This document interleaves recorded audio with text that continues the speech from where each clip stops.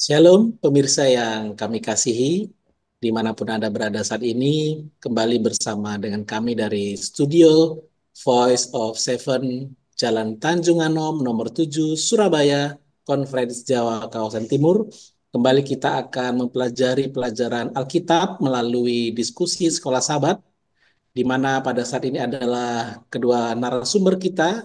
Yang pertama adalah Pendeta Samuel Timbuleng, Gembala Jemaat Sukun dan KTB Wagir. Shalom, Pendeta. Shalom, Pak Pendeta dan juga pemirsa. Yang kedua adalah Pendeta Lucky Pinontoan, Gembala Jemaat Immanuel Ngijo dan Lawang. Shalom, Pendeta. Shalom semuanya. Bapak Ibu Saudara yang kami kasihi, bila mana Bapak Ibu Saudara rindu untuk dilayani, didoakan, bisa menghubungi nomor telepon yang ada di layar Bapak Ibu Saudara-saudara. Kami siap untuk melayani Anda.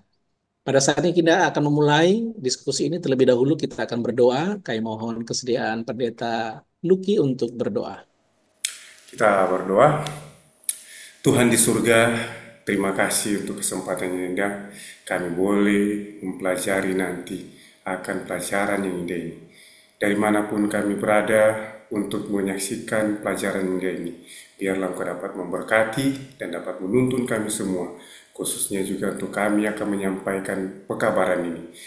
Agar semuanya untuk kemuliaan dan besarkan nama-Mu. Terima kasih Tuhan, kami serahkan semua ke dalam tangan-Mu. Di dalam nama Yesus kami sudah berdoa. Amin. Amin. Pelajaran yang keenam adalah memahami pengorbanan. Ayatnya di dalam kitab Wahyu, pasalnya yang kelima, ayatnya yang ke-9, firman Tuhan berkata demikian. Dan mereka menyanyikan suatu nyanyian baru, katanya, Engkau layak menerima gulungan kitab itu dan membuka meterai-meterainya. Karena engkau telah disembelih dan dengan darahmu engkau telah membeli mereka bagi Allah dari tiap-tiap suku dan bahasa dan kaum dan bangsa. Pada pekan ini ketika kita akan mempelajari tentang simbol gambaran di mana pada saat ini berbicara tentang pengorbanan. Nah, kita akan memahaminya oleh karena di dalam Alkitab kita tidak bisa lepas dari tema pengorbanan, khususnya hewan. Nah, di mana pada satu kali dalam kitab Yohanes pasalnya yang pertama, ayatnya yang ke-9, ke-29, ketika Yohanes Pembaptis melihat Yesus, dia berkata bahwa lihatlah anak domba Allah yang menghapus dosa dunia. Jikalau kita gabungkan ini nanti dengan kitab Wahyu pasalnya yang kelima, ayatnya yang ke-6, di sana dikatakan sebuah fakta bahwa akan ada fakta bahwa Yesus muncul dalam adegan yang sangat penting, yaitu digambarkan seperti anak domba yang disembelih. Nah, kita akan mendengar dari para narasumber kita bagaimana tema utama tentang pengorbanan ini akan menginformasikan dan membuat kita paham bagaimana dan siapa Yesus, anak domba yang disembelih ini sebagai tokoh yang luar biasa. Dia adalah Allah yang dengan kasih yang tak terbatas membuat pengorbanan untuk saya dan saudara. Ya, baik kita akan dengarkan yang pertama kesimpulan akan diberikan oleh hamba Tuhan Pendeta Samuel Timbuleng. Kami persilakan Pastor. Terima kasih Pendeta Beni. Sesuai yang kasih dalam Tuhan, ada satu penulis puisi di mana dia menulis puisi ini dengan sangat indah. Kurang lebih bunyinya mengatakan bahwa hidup adalah pengorbanan. Kalau mau sukses, pasti ada yang dikorbankan. Entah itu keluarga, istri, anak, mau menggapai cita-cita, pasti ada yang dikorbankan. Tetapi pengorbanan yang akan kita dengarkan bersama bukanlah sebuah pengorbanan yang sia-sia, bukanlah sebuah pengorbanan yang sifatnya sementara, tetapi pengorbanan sesuai dengan konteks pelajaran kita, pelajaran yang keenam ini adalah sebuah pengorbanan yang sangat berdampak dan dampaknya ini eh, sangat penting bagi kehidupan manusia, bahkan untuk kehidupan kekal. Eh, di dalam Perjanjian Lama, tapi khusus jika kita sedikit kembali di dalam perjalanannya bangsa Israel. Di dalam perjalanan mereka diperintahkan, jika mereka melakukan suatu kesalahan atau mereka melakukan suatu dosa, ada hal yang harus dilakukan, yaitu pengorbanan. Mereka bisa membawa anak domba atau domba yang tidak bercacat, atau juga ada juga domba jantan dewasa, yang dimana domba ini adalah sebenarnya adalah domba yang biasa dikorbankan pada pagi, siang, dan petang. Tetapi korban penebusan biasanya dilakukan oleh mereka yang melakukan suatu kesalahan, mereka yang melakukan suatu dosa, sehingga mereka harus mengambil hewan, entah itu domba, lembu, atau yang lainnya, sesuai dengan ekonomi mereka pada saat itu, tetapi lebih sering domba. Mereka harus ambil itu, diperiksa dulu apakah ada cacat atau enggak, karena biasanya domba-domba ini sudah disiapkan dari lahir sehingga tidak akan ada cacat. Mereka bawa domba ini, mereka giring sendiri, ya, lalu mereka baru bawa ke tempat di mana domba ini atau hewan ini dikorbankan. Dan catatan Alkitab memberikan kita sebuah informasi, orang yang melakukan kesalahan, orang yang melakukan dosa inilah yang harus eh, membunuh eh, domba ini atau hewan ini. Secara psikologis, ketika kita harus memotong hewan atau membuat korban ini menjadi mati, itu bukan hal yang mudah. Bagi saya secara pribadi, kalau saya harus mengorbankan satu makhluk hidup dengan tangan saya sendiri, itu sulit.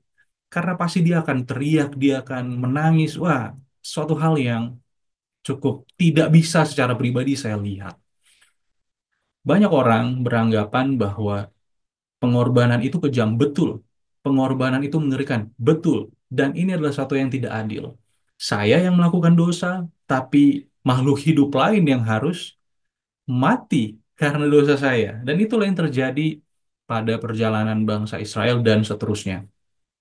Lalu bisa dipastikan bahwa bukan hanya ribuan, ratusan ribu, mungkin juga jutaan hewan yang mati untuk menggantikan setiap kesalahan dan dosa yang dilakukan oleh manusia pada saat itu. Oleh sebab itu, ini adalah sebuah tipe dari mana ada satu antitipe yang dinubuatkan dan digenapi oleh kedatangan anak domba. Anak domba ini adalah merujuk kepada Yesus Kristus. Bagaimana Yesus datang ke dunia ini, ya, dia menjadi manusia dan dia menjadi korban yang hidup. Inilah sebabnya ketika kita melihat bagaimana kematian atau korban itu dibunuh secara bengis, secara kejam dan tidak adil, itu adalah nubuatan yang digenapi oleh Yesus Kristus. Yesus Kristus yang tidak punya salah, yang tidak berdosa, tidak bernoda, harus merasakan kematian itu, atau dikatakan sebuah pengganti yang harusnya saudara dan saya yang mengalami itu, tapi Yesus gantikan penderitaan yang kejam, yang bengis, yang tidak adil itu agar saudara dan saya selamat. Ini adalah sebuah korban yang terjadi dan dilakukan cukup satu kali, dan itu digenapi eh, oleh oleh Yesus. Dia datang ke dunia ini, dia mati di kayu salib menjadi korban, ya. Dan ketika Yesus mati, eh, sesaat Yesus mati di dalam Markus, ya, di dalam Markus 15 ayat 38 firman Tuhan berkata, ketika itu tabir bait suci terbelah dua dari atas sampai ke bawah. Mengartikan apa? Mengartikan bahwa sistem dari korban di perjanjian lama sudah selesai. Yesus sudah gantikan itu satu kali bagi orang yang berdosa. Ya, bahwa ini adalah sebuah nubuatan yang digenapi oleh Yesus Kristus yang seharusnya kembali. Saudara dan saya yang harus melakukan kekejaman ini, kebengisan ini, ketidakadilan ini, tetapi itu Yesus lakukan hanya bagi saudara dan saya. Itulah sebabnya di dalam eh, di dalam 1 Petrus 1 ayat 18 dan 19, ayat ini menjadi satu ayat di mana ditulis menjadi sebuah lagu, dan lagu ini cukup terkenal di kalangan kekristenan. Firman Tuhan berkata, sebab kamu tahu bahwa kamu telah ditebus dari cara hidupmu yang sia-sia yang kamu warisi dari nenek moyangmu itu, bukan dengan barang yang fana, bukan pula dengan perak atau emas, melainkan dengan darah yang mahal, yaitu darah Kristus, yang sama seperti darah anak domba yang tak bernoda dan tak bercacat. Mahal di sini bukan berarti sesuatu yang tidak semua orang bisa, tapi ada orang-orang kaya yang bisa. Bukan. Mahal ini kalau bahasa aslinya adalah timeos, atau sesuatu yang precious, sesuatu yang berharga, sesuatu yang ditinggikan, sesuatu yang dihormati, dan hanya satu-satunya. Kalau dibilang hanya satu-satunya, ya nggak bisa. Pemikiran dunia sekarang semua bisa dibeli dengan uang, tetapi keselamatan tidak bisa dibeli dengan uang. Keselamatan itu eh, karena dosa, dan itu harus dibayar oleh one and only darah Yesus tercurah. Harusnya saudara dan saya yang merasakan akan kematian itu, tetapi melalui darah Yesus yang mahal, satu-satunya, yang tidak bisa terbayarkan. Itu semua diberikan hanya untuk saudara dan saya secara cuma-cuma. Ketika kita baca pengorbanan, kita bacanya biasa aja. Tetapi ketika Yesus mengalami pengorbanan itu, betapa mengerikannya, betapa sadisnya, betapa saya sulit membayangkan hal itu. Kenapa? Karena bagaimana seseorang tahu dia akan mati, bahkan matinya bukan mati biasa, sangat kejam diperlakukan, secara manusia akan merusak mentalnya. Tetapi itu semua dilalui, itu semua Tuhan Yesus lakukan untuk agar supaya saudara dan saya memiliki kehidupan yang kekal. Itulah sebabnya di dalam eh, ayat tema kita, khususnya dalam buku Wahyu, anak domba ini sangat dikumandangkan. Kenapa? Karena anak domba ini adalah pengorbanan yang digantikan oleh Yesus, ya, digantikan oleh Yesus, dan ini adalah satu eh, antitipe dari pengorbanan hewan, domba di perjanjian lama. Dan Yesus sudah selesaikan itu di kayu salib, dan Yesus bangkit, ya. Pekabarannya harus selesai, Yesus itu bangkit, karena kalau cuma sampai mati aja nggak bangkit, repot kita. Jadi Yesus itu datang ke dunia ini, Yesus mati di kayu salib, lalu Yesus bangkit pada hari yang ketiga, sehingga pengorbanan atas dosa yang harus dibayar, lunas dibayar oleh darah Yesus yang mahal itu. Itulah sebabnya saudara yang kasih dalam Tuhan, ketika kita dengan sadar bahwa Yesus sudah gantikan kesulitan, pengorbanan, penderitaan, kekejaman, kebengisan, dan ketidakadilan itu bagi saudara dan saya, masa kita masih mau melakukan dosa? Masa kita masih tidak mau mengasihi Tuhan? Masa kita masih tidak mau menuruti firman dan perintah Tuhan? Itulah sebabnya pelajaran kita yang saya bisa ambil kesimpulan bahwa mari kita datang sama Yesus dengan penuh rasa syukur, dengan rasa terima kasih. Kenapa? Karena Yesus sudah gantikan kematian kekal menjadi satu kehidupan yang kekal. Tuhan Yesus memberkati. Luar biasa, puji Tuhan. Kita sudah memahami bagaimana pengorbanan yang Yesus lakukan melalui lambang-lambang tadi sebagai antitipe daripada Yesus Kristus sendiri. Baik, berikutnya kita akan mendengarkan bagian kedua yang dibawakan oleh Pendeta Lucky Pinantoan. Kami persilakan Pastor. Baik, terima kasih Pendeta Beni. Jadi saudara-saudara, ketika kita berbicara tentang pengorbanan, tidak terlepas dari Yesus itu sendiri. Jadi Yesus di Bait Suci, di dalam pelajaran kita ini, nubuatan Nabi Hagai tentang kemuliaan Bait Suci yang kedua dalam Hagai 2 ayat 7-9 menemukan penggenapannya bukan dalam simbol fisik seperti tabut perjanjian, melainkan dalam kehadiran Yesus Kristus sendiri. Berbeda dengan Bait Suci yang pertama yang dipenuhi kemuliaan Shekhinah dalam 1 Raja-Raja pasal 8 ayat 10-11. Justru di dalam sini Bait Suci kedua, Yesus Sang Immanuel yang kita bisa lihat dalam Matius pasal 1 ayat 23 menampakkan diri secara pribadi dalam rupa manusia, memperlihatkan kasih dan belas kasihan Allah secara nyata kepada umat manusia.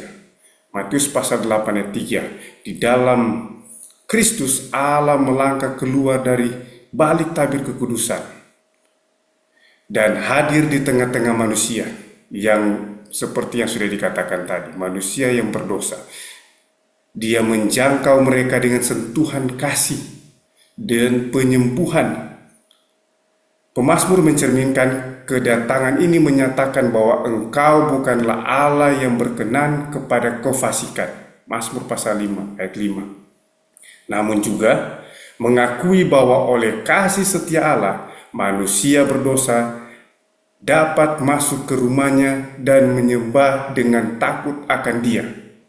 Kita bisa lihat itu di Mazmur pasal 5 ayat 8. Puncak dari wujud kasih Allah ini adalah salib, di mana Sang Pencipta semesta bukan hanya hidup di antara kita, tetapi juga rela mati untuk menebus kita.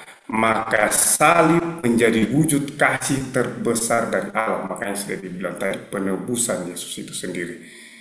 Namun pengalaman akan kasih Tuhan juga dapat dijumpai melalui penyembahan dari hikmat firman-Nya, persekutuan umat-Nya, serta pelayanan kasih saudara dan saya. Pelayanan kasih terhadap sesama. Dan ini dinyatakan melalui kehadiran Yesus itu sendiri.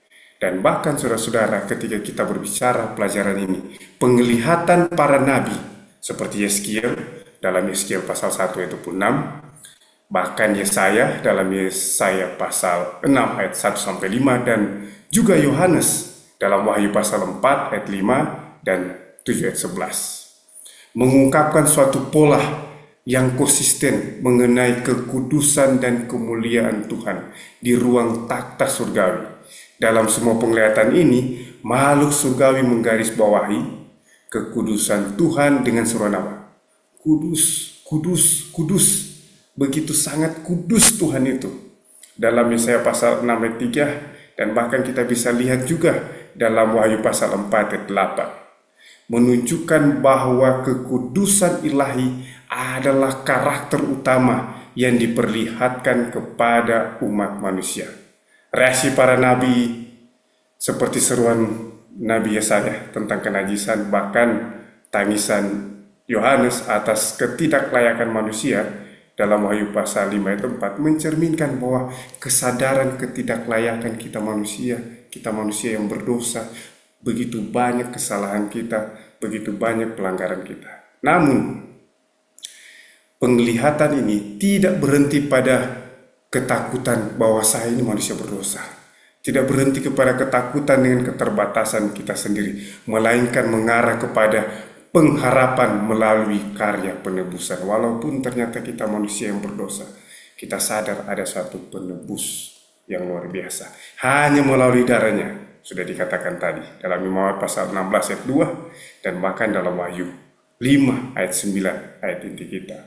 Umat manusia dapat mendekat kepada Allah.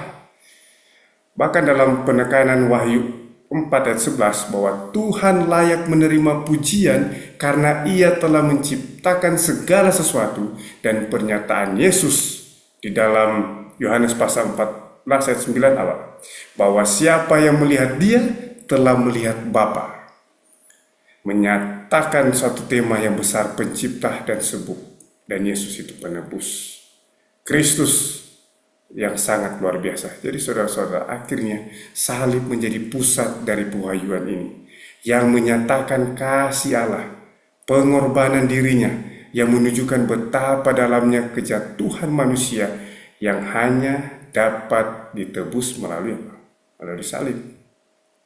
Dan kita bisa lihat saudara-saudara, kitab suci memperjelas bahwa Kristus adalah satu-satunya pribadi yang layak untuk mengamankan keselamatan kita. Hidupnya adalah yang memberikan kepuasan sempurna bagi kemuliaan Bapa. Dialah anak domba Allah yang tak bercela, dan sekarang Dia berdiri di depan umat manusia sebagai jaminan apa? Jaminan kekal itu. dengan pelanggaran terhadap hukum Allah ini, manusia yang berdosa. Tidak ada satu manusia pun, tidak ada seorang pun yang layak dan bisa menggantikan, yang bisa menebus itu. Hanya melalui Yesus itu sendiri.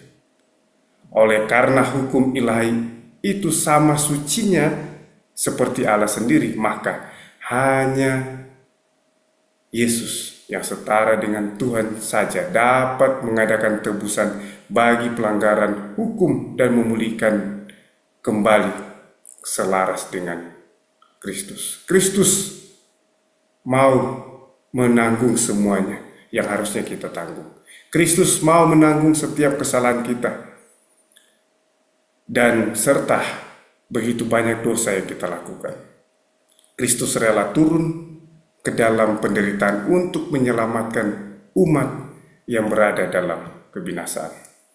Itu sebabnya saudara-saudara, pengorbanan Allah untuk keselamatan saudara dan saya. Pengorbanan Tuhan dalam Filipi pasal 2 ayat 5-7. Mari kita lihat.